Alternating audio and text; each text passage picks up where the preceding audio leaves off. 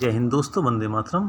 मैं आपका अपना मोहंती यादव आज लाया हूँ मशहूर कमांडर सैप डाइट्रिच के जीवन के विषय में इस श्रृंखला में चौथा एपिसोड। जैसा कि आपको पता है कि सन 1914 में प्रथम विश्व युद्ध शुरू हो गया था और सभी लोग जानते हैं कि जैसे कि लड़ाई शुरू होती है तो उस देश के नागरिक अपने देश के लिए मरने मिटने को तैयार हो जाते हैं। इसी क्रम में यूरोप में भी राष्ट्रवादी भावनाएं पूरी तरह उफान पर आने लगीं। सैप भी उस भावनाओं से अपने आप को दूर नहीं रख सका और 6 अगस्त 2014 को सैप ने 7th Bavarian field artillery regiment join कर ली। उसके रिकॉर्ड से पता चलता है कि वह 1st उल्हांस के साथ में वार पर गया था और बाद में उसे 4th इन्फेंट्री रेजिमेंट में ट्रांसफ़र कर दिया गया।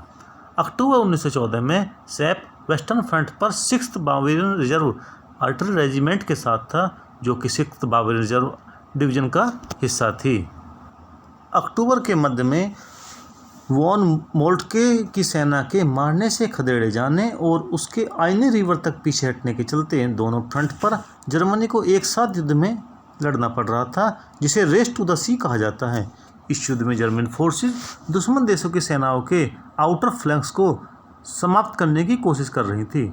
इस दौरान बेल्जियन आर्मी येसेर रिवर के किनारे डटी रही और लगातार संघर्ष करती रही। 2 दिन बाद 10 अक्टूबर को ब्रिटिश फोर्सेज ने आइन से वाइप्रेस से ला बेसी सेक्टर को कवर करने के लिए आना शुरू कर दिया।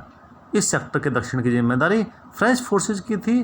जर्मनी ने पहली बार बड़े पैमाने पर 20 अक्टूबर को अपनी 4th और 6th आर्मी के द्वारा एक साथ वाइप्रेस के नॉर्थ और साउथ में क्रमशः अटैक किया, जिसे फर्स्ट बैटल ऑफ वाइप्रेस कहा जाता है। जर्मनी की 6th Bavarian reserve corps division और 14 रिजर्व कॉर्प्स ने मिलकर संयुक्त रूप से अपनी यूनिट बनाई, जो कि फ्रेंच की 21वीं कोर पर लेंस एरिया में अटैक में शामिल हुई थी। डाइट्रिच स्वयं 77 mm फील्ड गन के साथ युद्ध में शामिल था। अगले 10 दिन तक जर्मनी फोर्सेज ने एलाइड लाइन को तोड़ने की कोशिश की, लेकिन उन्हें कोई भी सफलता नहीं मिली।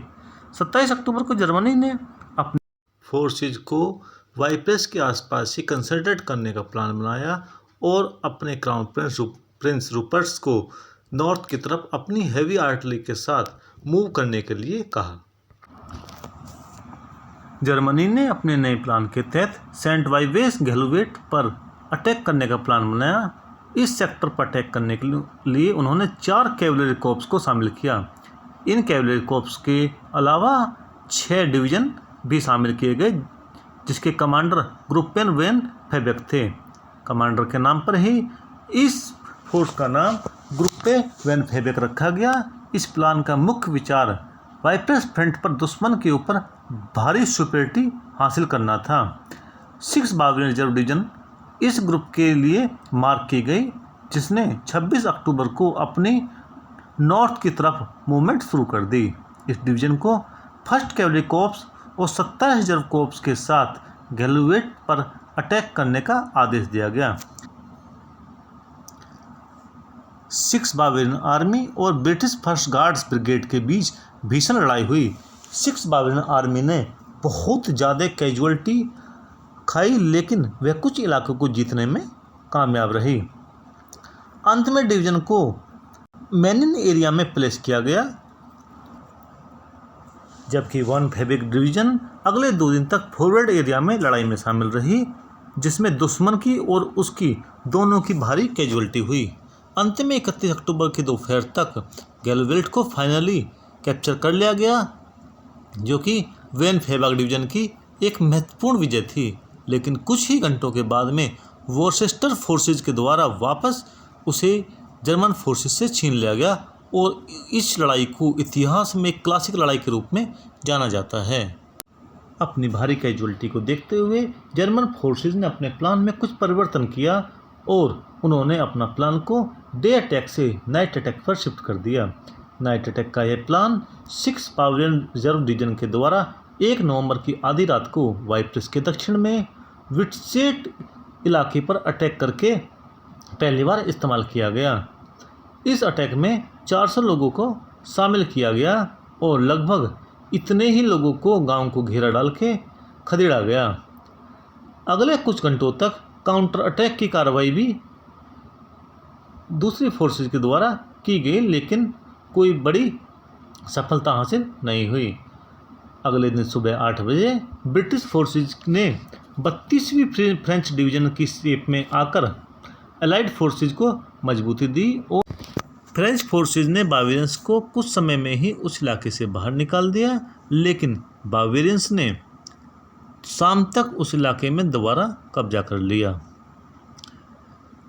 लेकिन वो अपने कब्जे को परमानेंट नहीं कर सके और उन्हें दोबारा उस इलाके से बाहर निकाल दिया गया।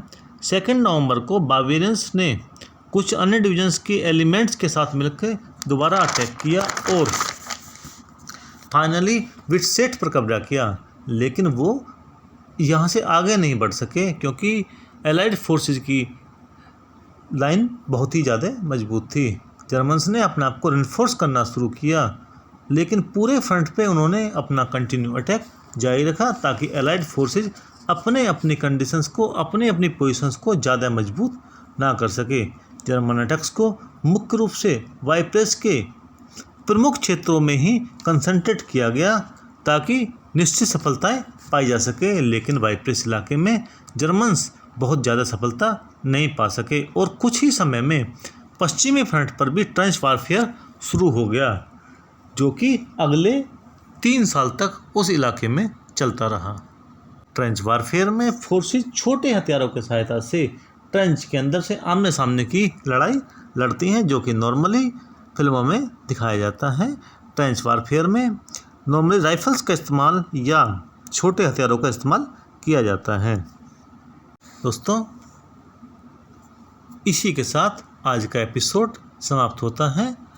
आगे की कहानी अगले एपिसोड में। मैं आप लोगों से रिक्वेस्ट करता हूं कि आप मेरे चैनल को सब्सक्राइब करें, शेयर करें, लाइक करें और कमेंट करें। आपके ये कार्य मेरे मोटिवेशन को बहुत ज़्यादा बढ़ावा देंगे या बढ़ाएंगे। जय हिंद दोस्तों, वंदे मातरम।